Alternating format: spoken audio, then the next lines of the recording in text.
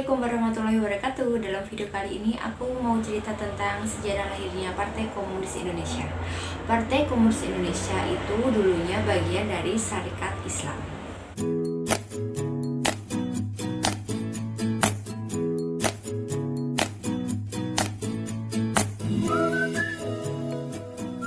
Paham komunis ini dibawa oleh seorang Belanda ke Hindia Belanda, ke Nusantara atau ke Indonesia pada tahun 1913 yang bernama Snevely.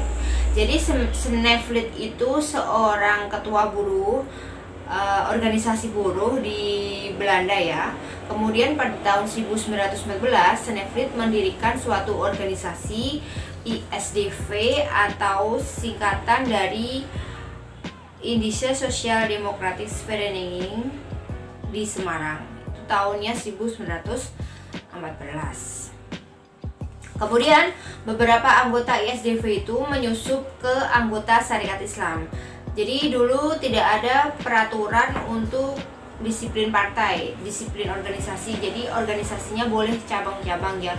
Umpamanya organisasi SI boleh ikut ke organisasi Budi Utomo, organisasi Budi Utomo boleh ikut ke organisasi SI, kemudian ISDV ikut ke organisasi SI.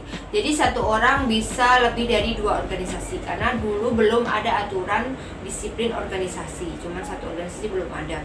Jadi banyak orang anggota-anggotanya Snevely itu menyusupi Sarekat Islam. Dan kemudian akhirnya Sarekat Islam itu waktu Pak Cokroaminoto memimpin itu kan sangat maju ya, organisasinya banyak sekali.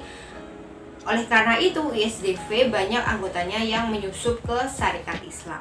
Nah, beberapa organisasi Sarekat Islam yang menjadi salah satu anggota dari ISDV itu salah satunya Semaun dan Darsono. Nanti dalam kemudian hari Semaun dan Darsono itu menginginkan Sarekat Islam itu berpisah dengan yang beraliran komunis, jadi tidak setuju gitu.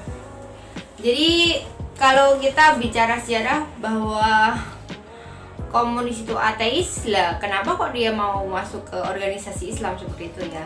Jadi ini beda persepsi antara komunis tahun 1920, kemudian ada lagi komunis tahun 1998 dan tahun 1965 itu beda konteks peristiwa. Jadi banyak organisasi komunis itu juga agamanya Islam. Jadi tidak langsung pure yang mengatakan ajaran Karl Marx bahwa agama adalah candu yang tidak mempercayai adanya ketuhanan, tetapi waktu komunis di Indonesia itu juga banyak sekali orang-orang Indonesia yang beragama Islam, bahkan juga ada yang haji. Seperti kalau teman-teman lihat ada Haji Misbah ya, yang sangat vokal sekali dalam menyebarkan ajaran komunis di Indonesia seperti itu. Nah, pada tahun 1920 akhirnya Sarekat Islam pecah jadi dua, SI Merah dan SI Putih. SI Merah itu berlandaskan Islam, kalau SI Merah itu berlandaskan komunis, kalau SI Putih itu berlandaskan agama Islam yang pure sesuai dengan ajaran organisasi dan menerapkan satu disiplin partai politik ya, satu organisasi partai politik. Akhirnya Sarekat Islam Merah itu berubah nama menjadi Partai Komunis Hindia. Jadi salah satu organisasi yang memang berani melawan kolonial itu adalah Partai Komunis Hindia atau PKH, yang kemudian berubah menjadi Partai Komunis Indonesia. Perlu digarisbawahi, tidak semua organisasi itu seberani PKI.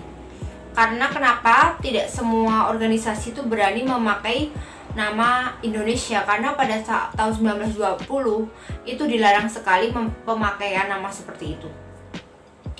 Ingat, ini pada tahun 1920. Saya juga bukan orang PKI, tetapi ini adalah fakta sejarah. Sekali lagi ya, saya berdasarkan buku-buku yang saya baca dan berdasarkan fakta-fakta sejarah yang ada di lapangan, bahwasanya PKI itu lebih berani menamakan organisasinya sebagai Partai Komunis Indonesia.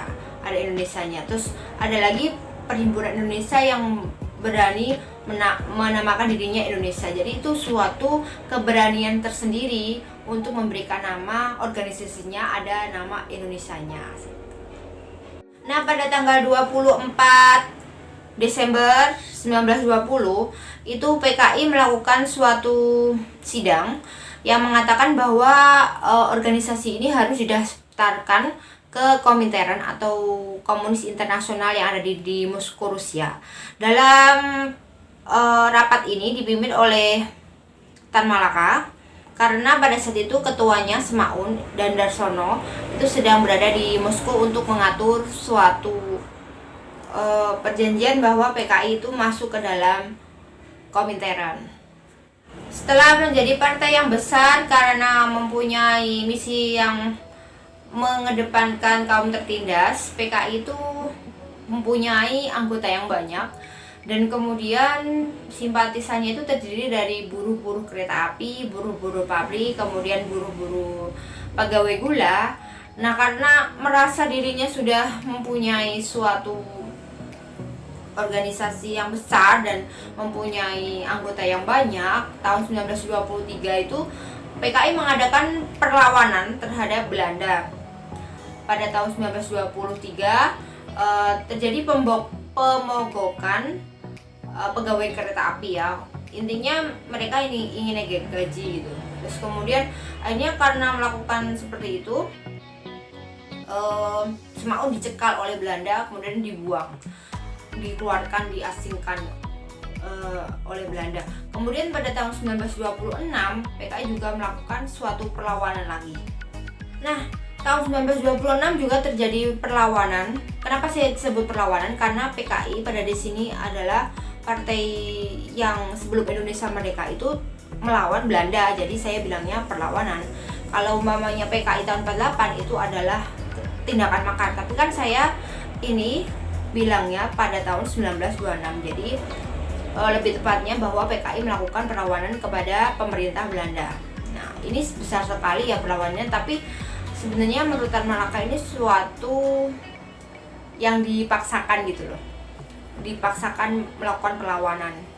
Jadi terjadi kerusuhan yang besar di buruh-buruh kereta api dan pemogokan massal. Oleh karena itu pemerintah Belanda mencekal partai ini dan melarang partai ini beroperasi. Kemudian para pemimpin-pemimpinnya dibuang. Kemudian ada 4.500 orang itu dibuang ke Bovendigul karena terindikasi oleh perlawanan melawan Belanda tersebut.